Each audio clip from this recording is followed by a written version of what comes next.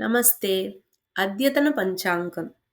विश्वावसु संवत्सरः, दक्षिणायनं, शरदृतुः, आश्विनमासः, कृष्णपक्षः, द्वादशी तिथिः, पूर्वफल्गुणीनक्षत्रं, शुक्रवासरः। सूक्तिः। उत्तिष्ठ, जाग्रत, प्राप्य वरान् निबोधत। Arise, awake, and stop not till the goal is reached. अद्यतनकथा। तारकविद्या। कश्चित् महान् पण्डितः नद्याः अन्यत् तीरं गन्तुं नौकायाम् उपविष्टः। मार्गे पण्डितः नाविकम् अपृच्छत्, किं त्वं वेदं श्रुतवान् वा? नाविकः अवदत्, न महाशय। पण्डितः अवदत्, तर्हि तव जीवनस्य पादभागः व्यर्थः। पण्डितः पुनः नाविकम् अपृच्छत्, किं त्वं व्याकरणम् अधीतवान्? नाविकः अवदत्, न महाशय।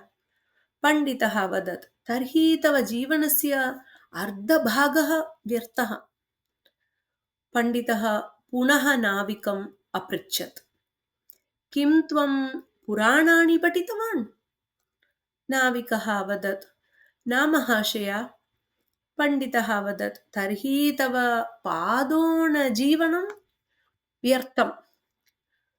तस्मिन् समये महान् चक्रवातः समुद्भूतः। नौका दोलायमाना जाता। नदीजलं कल्लोलम् अभवत्। तदा नाविकः पण्डितम् अपृच्छत्, किं त्वं जलतरणविद्यां ज्ञातवान्? पण्डितः अवदत्, न जानामि जलतरणविद्याम्।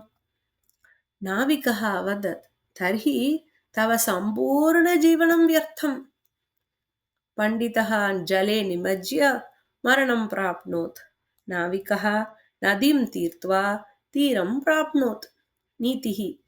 जीवने या विद्या उपयुक्ता सा अवश्यम् अध्येतव्या।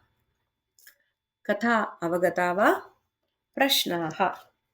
पण्डितः किमर्थं नौकायाम् उपविष्टः?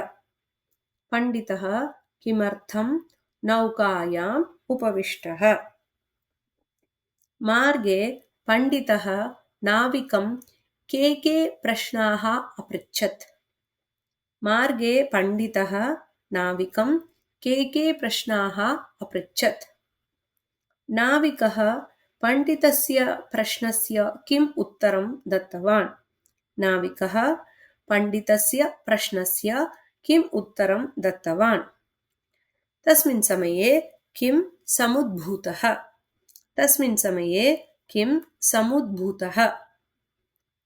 तदा नाविकः पण्डितं किम् अपृच्छत्? तदा नाविकः पण्डितं किम् अपृच्छत्? पण्डितः किम् उक्तवान्? पण्डितः किम् उक्तवान्? अन्ते पण्डितः नाविकः च किम् अभवत्?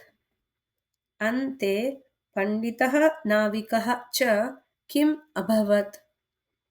कथायाः नीतिः का? कथायाः नीतिः का? धन्यवादः।